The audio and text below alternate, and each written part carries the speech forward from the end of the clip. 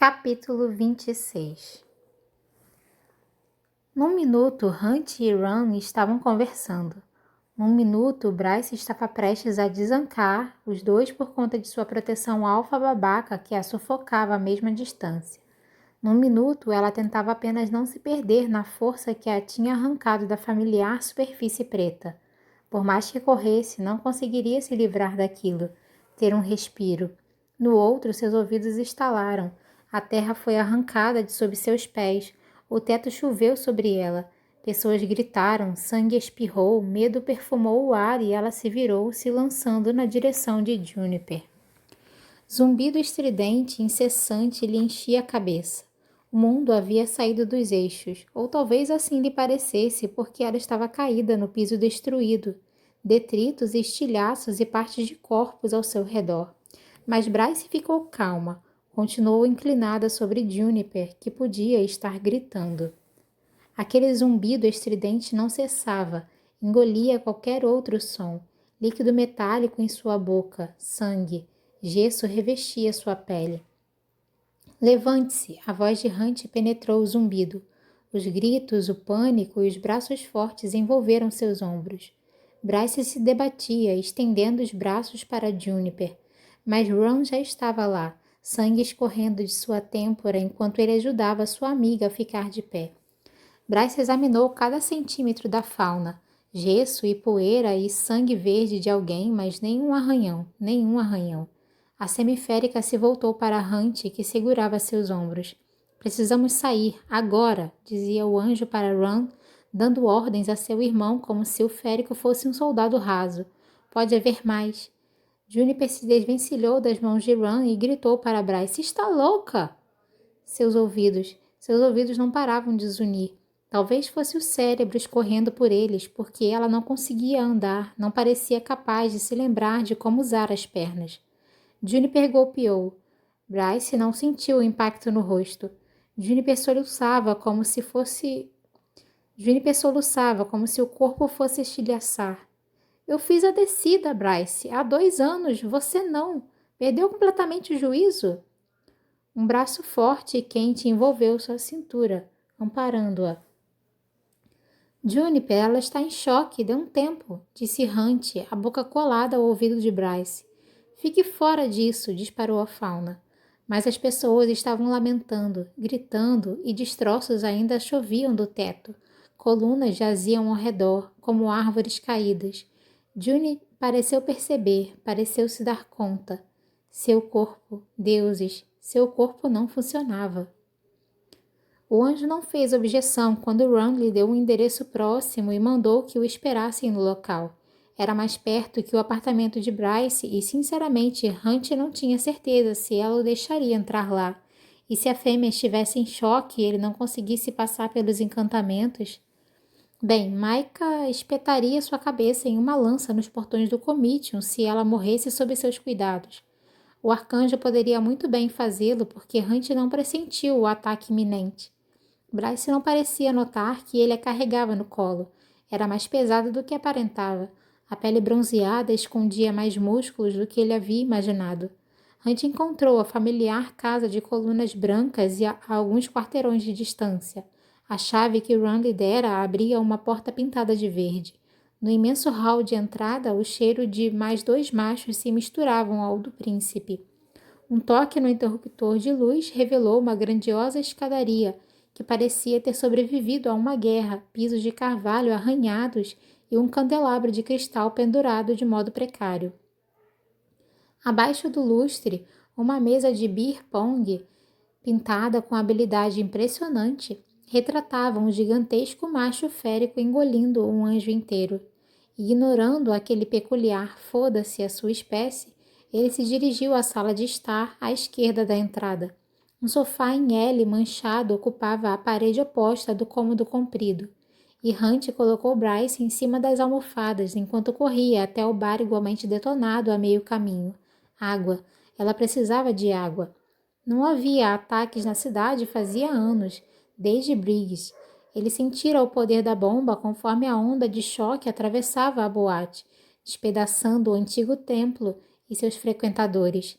Deixaria a cargo dos investigadores saber do que se tratava exatamente, mas nem mesmo seu relâmpago tinha sido rápido o bastante para pôr fim àquilo. Não que seu poder fosse de grande valia contra uma bomba em uma emboscada como aquela. Ele havia causado destruição suficiente nos campos de batalha para saber como interceptá-la com seu poder, como combater morte com morte, mas aquilo não fora um míssil de longo alcance disparado de um tanque. Os explosivos foram plantados em algum lugar da boate e detonados em um momento pré-determinado. Havia um punhado de pessoas capazes de tal feito e, no topo da lista de Hunt, novamente estava Philip Briggs, ou seus seguidores, pelo menos. O próprio Briggs continuava encarcerado na prisão de Adrestia. O anjo analisaria aquilo mais tarde, quando sua cabeça deixasse de rodar, quando o relâmpago deixasse de estalar em seu sangue faminto por eliminar o inimigo. Hunt voltou sua atenção para a mulher sentada no sofá, olhando para o nada. O vestido verde de Bryce estava arruinado, a pele coberta de gesso e do sangue de outra pessoa, o rosto pálido, exceto pela marca vermelha em sua bochecha. Hunt pegou um saco de gelo no freezer embaixo do balcão do bar e um pano de prato para enrolá-lo. Pousou o copo de água na mesinha de madeira manchada. Em seguida, entregou o gelo à semiférica. Ela acertou você em cheio. Devagar, aqueles olhos cor de âmbar se ergueram. Sangue coagulara dentro de seus ouvidos. Uma busca rápida na cozinha lamentável e no armário do banheiro revelou mais toalhas e um estojo de primeiros socorros. Ele se ajoelhou à frente dela, no gasto tapete cinzento, recolhendo bem as asas para evitar que esbarrasse nas latas de cerveja espalhadas pela mesinha de centro. Ela continuou encarando o vazio, enquanto ele limpava as orelhas ensanguentadas. O anjo não possuía magia, como uma bruxa, mas acumulara bastante experiência em cuidados emergenciais nos campos de batalha para cuidar das orelhas pontudas. A audição férica devia ter amplificado horrivelmente a explosão, e o sangue humano retardava o processo de cura. Graças aos deuses, não encontrou mais sinais de hemorragia ou danos. Começou pelo ouvido esquerdo. Quando havia terminado, percebeu os joelhos esfolados com pedaços de pedra presos à carne. Juniper tem chance de ser promovida a primeira bailarina, disse enfim Bryce com voz rouca. A primeira fauna na história. A temporada de verão começará em breve. Ela é a substituta da bailarina principal em 2 dos espetáculos, solista em 5 deles. Essa temporada é crucial. Se ela se machucasse, poderia atrapalhar. Ela completou a descida, teria se recuperado rapidamente. Hunt pegou um par de pinças no estojo. Ainda assim, Bryce sibilou quando, com cuidado, ele retirou os estilhaços de metal e pedras de seu joelho. Ela havia acertado o chão com força. Mesmo com a explosão, ele a vira agir. A semiférica tinha se jogado por cima de Juniper, protegendo-a do ataque. Isso vai arder, disse a ela, franzindo um senho para o frasco de solução cicatrizante. Coisa sofisticada, cara. Era de surpreender que estivesse ali, visto que o príncipe e os colegas já haviam todos feito a descida, mas vai impedir que deixe uma cicatriz. Ela deu de ombros, estudando uma enorme e escura tela de TV por sobre o ombro do anjo. Hunt encharcou a perna de Bryce com a solução e ela se debateu. Ele agarrou sua panturrilha esquerda com força o bastante para imobilizá-la, mesmo enquanto ela xingava. Eu avisei. Bryce suspirou entre dentes. A barra do vestido já curto tinha subido ainda mais com os movimentos, e Hunt tentou se convencer de que olhava apenas para checar se havia outros ferimentos, mas... A cicatriz grossa e vermelha marcava a macia e irritantemente perfeita coxa. Hunt ficou imóvel. Ela jamais a mandara apagar. E sempre que a flagrara mancando de rabo de olho, não era por causa dos malditos sapatos idiotas, mas por causa daquilo, dele, de seus toscos instintos de guerreiro que a haviam grampeado como um soldado. Quando machos se ajoelham entre minhas coxas, Atalar, em geral não fazem cara feia, zombou ela. O quê? Mas as palavras atingiram o alvo. Assim que Hunt se deu conta de que ainda segurava aquela panturrilha, a pele sedosa roçando contra os calos em sua palma, assim que se deu conta de que estava de fato ajoelhado entre as coxas de Bryce e de que tinha se inclinado ainda mais para perto a fim de ver a cicatriz, Hunt cambaleou para trás, incapaz de evitar o calor lhe invadindo o rosto. Ele soltou a perna dela. Desculpe, balbuciou. Quem você acha que fez aquilo na boate? Perguntou Bryce. Nenhum traço de zombaria nos olhos. O calor daquela pele suave ainda queimava a palma do anjo. Não faço ideia. Pode ter alguma coisa a ver com nossa investigação? A culpa já anuviava seus olhos e ele sabia que a lembrança do corpo da acólita irrompera em sua mente. Ele balançou a cabeça. Provavelmente não. Se alguém quisesse nos parar, uma bala na cabeça seria um modo bem mais preciso do que explodir uma boate. Pode facilmente ter sido um rival do dono ou um dos rebeldes remanescentes da Keres, tentando começar alguma merda na cidade.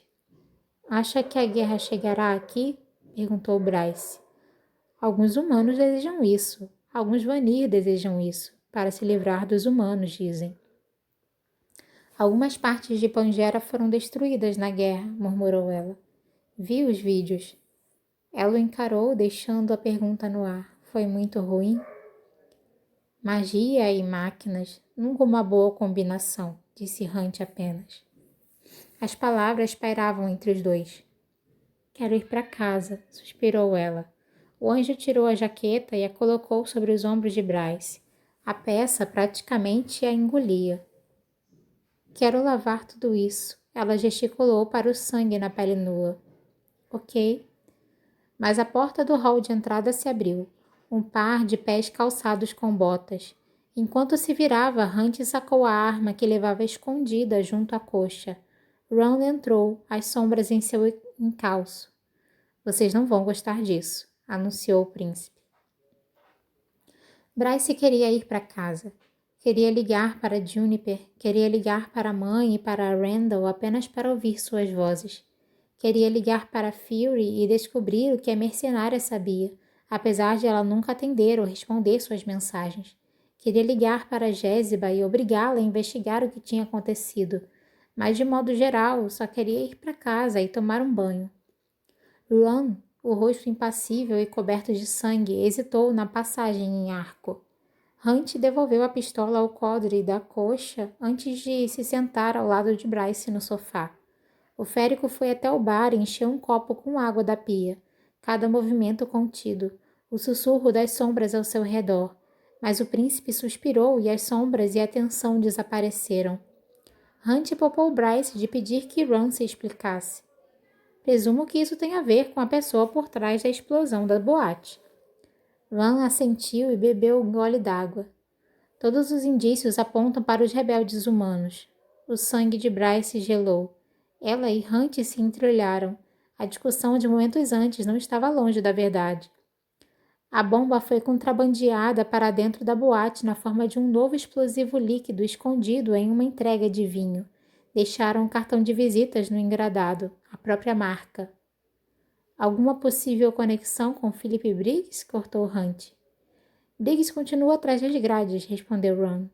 Um modo educado de descrever a punição a que o líder rebelde estava submetido pelas mãos dos Vanir na prisão de Adrestia.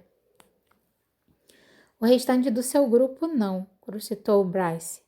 Foi Danica que liderou o ataque a Briggs em primeiro lugar. Mesmo que ele não a tenha matado, ainda está cumprindo pena por seus crimes de rebelde. Pode ter instruído seus seguidores a continuar com os atentados. Ron franziu o senho. Achei que tinham debandado, se juntado a outras facções ou voltado para Pangera. Mas eis o que não vão gostar. Ao lado do logo, no engradado, havia uma imagem gravada. Meu time e o seu pensaram se tratar de um C, da cidade da lua crescente, mas analisei melhor as imagens do estoque antes da detonação da bomba. É difícil discernir, mas também pode se tratar de um chifre curvo.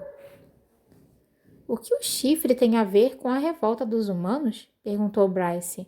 Então sua boca ficou seca. Espere. Acha que era uma mensagem para nós? Para nos dissuadir de procurar pelo chifre de Luna, como se a acólita não fosse o bastante? Pode ser apenas coincidência que estivéssemos na boate no momento da explosão, ponderou Hunt. Ou que uma das imagens no engradado se pareça com o chifre, quando estamos envolvidos até o pescoço na investigação. Antes de ser preso por Danica, Briggs planejava explodir o Corvo. A facção Keres está inativa desde que ele foi mandado para a prisão, mas... Podem estar se reorganizando, insistiu Bryce. Procurando continuar o legado de Briggs ou até seguindo suas ordens, mesmo agora. Hunt parecia soturno. Ou foi um dos seguidores de Briggs o tempo todo. O atentado fracassado, a morte de Danica, este atentado. Briggs pode não ser culpado, mas talvez saiba quem é. Pode estar protegendo alguém. Ele pegou o telefone. Precisamos falar com ele. Ficou maluco? Perguntou Ron. Hunt o ignorou e discou o número ficando de pé. Ele está na prisão de Adrestia, então a autorização pode levar alguns dias, explicou a Bryce. Certo. Ela reprimiu o pensamento de como exatamente o encontro seria. Danica havia se irritado com o fanatismo de Briggs em relação à causa humana e raramente quisera falar sobre ele. Capturar a ele e ao seu grupo, a Keres, uma dissidência da aliança rebelde principal, chamada Ophion, tinha sido um triunfo, uma legitimação da matilha dos demônios, mas não fora o bastante para conquistar a aprovação de Sabine. Hunt levou o telefone ao ouvido. Ei, Isaiah? Sim, estou bem. Ele foi para o hall de entrada e Bryce o observou se afastar. O rei Outonal sabe que a envolvi na procura pelo chifre, revelou Ron em voz baixa. Ela ergueu olhos graves para o irmão. Quão puto ele ficou? O sorriso sombrio de Ron não servia de consolo. Ele me advertiu contra o veneno que você iria destilar em meu ouvido. Devo encarar como um elogio, eu acho. Ron não sorriu daquela vez. Ele quer saber o que vai fazer com o chifre se o encontrarmos. Usá-lo como caneco nos dias de jogo. Ron soltou uma risada conforme voltava à sala, a ligação encerrada. Ele falou sério, apenas advertiu Ron. Vou devolvê-lo ao templo, disse Bryce, não a ele. Ron olhou de uma para o outro quando Hunt novamente se sentou no sofá. Meu pai disse que, já que a envolvi em algo tão perigoso, Bryce, precisa de um guarda-costas que fique com você o tempo todo, more com você. Eu me voluntariei. Cada parte de seu corpo doía. Nem sobre meu maldito cadáver. Hunt cruzou os braços. Por que seu rei se importa se Killan vive ou morre? Os olhos de Ron ficaram frios. Perguntei a mesma coisa. Ele argumentou que, como semiférica, ela cai em sua jurisdição e que ele não quer ter de limpar nenhuma bagunça. A garota é um risco, decretou o rei. Bryce podia ouvir o tom cruel em cada palavra que Ron imitou. Podia ver o rosto do pai enquanto as pronunciava. Repetidas vezes, ela imaginou a sensação de acertar aquele rosto perfeito com os punhos, de lhe dar uma cicatriz como a que a mãe exibia na maçã do rosto, pequena e fina, não mais que uma unha, mas um lembrete do golpe que o rei tinha desferido quando o temperamento desprezível o fizera perder o controle. O golpe que incitara Amber Kinlan a fugir, grávida de Bryce. Canalha, canalha velho e detestável. Então ele está apenas preocupado com o pesadelo para sua imagem, que seria a morte de Killan antes da cimeira, resumiu Hunt, a expressão carregada de asco. Não pareça tão chocado, disse Ron. Então acrescentou para Bryce. Sou apenas um mensageiro. Pense bem se é inteligente fazer disso um cavalo de batalha. Tem uma chance de ela receber Ron e seus desmandos em seu apartamento, sem contar aqueles seus amigos. Já era ruim o bastante ter de trabalhar com o irmão naquele caso. Deuses, a cabeça de Bryce latejava. Muito bem, concordou ela, contendo a irritação. Ele disse que eu precisava de um guarda-costas, não de você especificamente, certo? Diante do silêncio tenso de Ron, Bryce continuou. Foi o que pensei. Atalar fica comigo em vez disso. Ordem cumprida. Feliz? Ele não vai gostar disso. Bryce sorriu com malícia, mesmo com o sangue fervendo. Ele não disse o nome da sentinela. O maldito devia ter sido mais preciso com as palavras. Nem mesmo Ron pôde contestar. Se Hunt tinha ficado surpreso com a escolha de Bryce, não demonstrou. Ron observou o olhar do anjo se alternar entre os dois, cuidadosamente. Merda, será que Hunt Atalar tinha, enfim, começado a juntar as peças e perceber que eles eram mais ligados do que primos deveriam ser? Que o pai de Ron não devia estar tão interessado na semiférica? Você contou ao seu pai o que aconteceu? Sibilou Bryce. Não, respondeu Ron. O pai o havia interrogado sobre a visita ao templo assim que ele o deixou os escombros da boate. Sinceramente, do jeito que o rei estava furioso, parecia um milagre que Ron não estivesse morto em uma sarjeta.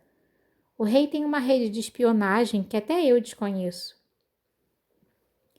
Bryce o olhou com desconfiança, mas a expressão se tornou uma careta quando ela se levantou do sofá. A mão de Hunt a poucos centímetros de seu cotovelo, caso precisasse de ajuda. O celular de Ron vibrou e ele tirou do bolso pelo tempo de ler a mensagem na tela. Outras começaram a entrar. Declan havia escrito no grupo que eles tinham com Flynn. Cadê você, caralho? Flynn respondera. Estou na boate. Sabine mandou a Amélie Ravenscroft para liderar as matilhas do Ox na varredura dos destroços e socorro aos feridos. Amélie disse que o viu sair da boate, Ron. Você está bem? Ron respondeu apenas para que não ligassem. Estou bem. Encontro vocês na boate em breve. Apertou o celular em seu punho enquanto Bryce se dirigia para a porta da frente e para o caos lá fora. Sirenes azuis e vermelhas soavam, lançando sua luz sobre as tábuas de carvalho do vestíbulo. Mas a irmã hesitou antes de segurar a maçaneta e então se virou. Por que estava no corvo? Perguntou a Ron. Pronto. Se mencionasse o telefonema de riso, se confessasse que a vinha rastreando, ela arrancaria sua cabeça. Optou por uma meia-verdade. Quero visitar a biblioteca de sua chefe. Hunt estacou, um passo atrás de Bryce. Era impressionante, na verdade, assistir aos dois talharem expressões confusas no rosto. Que biblioteca? Perguntou ela à imagem da inocência. Ron podia jurar que Hunt tentava não rir. Aqui todos dizem ficar debaixo da galeria, respondeu Ron tenso. É a primeira vez que ouço falar no assunto, comentou Hunt com um dar de ombros. Vá se foder, Atalar. O maxilar de Ron doía, depois cerrar os dentes com tanta força. Veja bem, entendo que queira entrar em nosso grupo dos populares, mas há um rigoroso processo seletivo. Sim, Hunt se controlava bastante para não rir. Quero pesquisar os livros da biblioteca, ver se alguma coisa sobre o chifre se apresenta, grunhiu Ron. Ela hesitou diante do tom em sua voz, o quê de dominância com o qual Ron a imbuiu. O príncipe não era contra se valer da hierarquia, não quando se tratava do chifre. Visitei os arquivos féricos 2 vezes e, disse ele para a irmã, embora Hunt o fuzilasse com o olhar. Ron balançou a cabeça. Não paro de pensar na galeria. Talvez isso signifique que há algo por lá. Vasculhei o lugar, argumentou Bryce. Não há nada sobre o chifre além de referências vagas. Ron abriu um meio sorriso. Então admite que existe uma biblioteca. Bryce franziu o senho. Ele conhecia aquela expressão. O quê? Bryce jogou o cabelo por sobre um ombro sujo machucado. Faço uma troca com você. Pode caçar o chifre na biblioteca e vou ajudar da maneira como puder, se...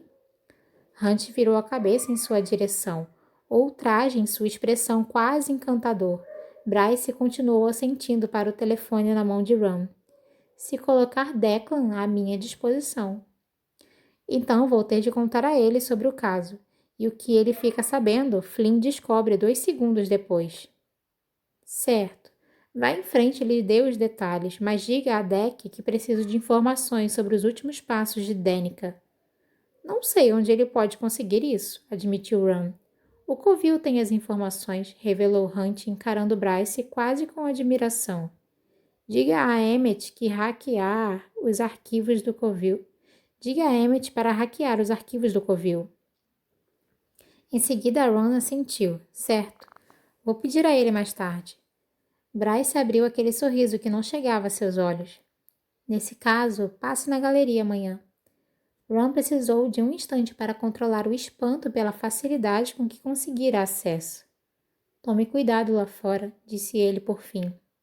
Se Hunt e Bryce estivessem certos e aquilo fosse obra de alguns rebeldes da Keres, agindo a mando ou em honra de Briggs, o caos político seria um pesadelo, e se Ron não se enganara sobre aquele ser, na verdade, a imagem do chifre, se aquele atentado e o assassinato da acólita foram avisos destinados a eles por causa de sua busca pelo artefato, então a ameaça a todos havia se tornado bem mais letal. Diga a seu papai que mando lembranças e que ele pode se foder, disse Bryce com doçura antes de sair. Ron rangeu os dentes novamente, o que lhe rendeu outro sorriso de Hunt. Babá calado. Os dois atravessaram a porta e o celular de Ron tocou um piscar de olhos depois. Sim, disse ele. Ron podia jurar que conseguiu ouvir o pai enrijecer antes que grunhisse. É assim que se dirige a seu rei? Ron não se preocupou em responder. Já que parece incapaz de manter segredo, quero deixar um ponto claro em relação ao chifre. Ron se preparou. Não quero que caia nas mãos dos anjos. Certo, se dependesse de Ron, o chifre não cairia nas mãos de ninguém. A relíquia voltaria direto para o templo, com uma escolta férica permanente. Não tire o olho daquela garota. Os olhos. Falo sério, garoto. Eu também. Deixou o pai ouvir o rosnado de sinceridade em sua voz. Você, como príncipe herdeiro, revelou os segredos de seu rei àquela garota e a Atalar. Tenho todo o direito de puni-lo, você sabe, continuou o pai. Vá em frente, Ron queria dizer. Vá em frente e me castigue. Faça-me um favor e aproveite para retirar meu título. A linhagem real termina comigo, afinal. Ron havia vomitado depois de ouvir o presságio pela primeira vez aos 13 anos, quando fora enviado ao oráculo para um vislumbre do futuro como todos os féricos. No passado, o ritual tinha o objetivo de prever casamentos e alianças. Atualmente era mais um teste vocacional para as crianças, um sinal sobre se seriam ou não absolutamente inúteis. Para Ron e para Bryce, anos mais tarde, havia sido um desastre. Ron tinha implorado ao oráculo para lhe explicar se ele morreria antes de gerar um filho ou se quisera dizer que ele era estéril. O oráculo apenas repetiu as palavras: a linhagem real acabará com você, príncipe. Tinha sido covarde demais para contar ao rei o que descobrira. Então havia mentido, incapaz de suportar o desapontamento e a raiva do pai. O oráculo previu que eu seria um rei justo e bom. Seu pai havia ficado desapontado, mas apenas porque a falsa profecia não tinha sido mais grandiosa. Então, sim, se o rei queria confiscar seu título, estaria lhe fazendo um favor, ou até mesmo involuntariamente cumprindo aquela profecia final. Ron havia se preocupado com seu significado um dia, o dia em que descobrira que tinha uma irmã caçula. Havia imaginado que aquilo previa uma morte prematura para a menina, mas seus medos tinham sido aplacados pelo fato de que ela não foi e jamais seria reconhecida oficialmente como parte da linhagem real. Para seu alívio, ela nunca questionara, naqueles primeiros anos, quando ainda eram próximos, o motivo pelo qual ele não havia insistido que o pai a assumisse publicamente. Infelizmente, o castigo que você merece o deixaria incapacitado de procurar pelo chifre, prosseguiu o rei outonal. As sombras de Ron o envolveram. Vou fazer um vale, então. O pai rosnou, mas Ron desligou.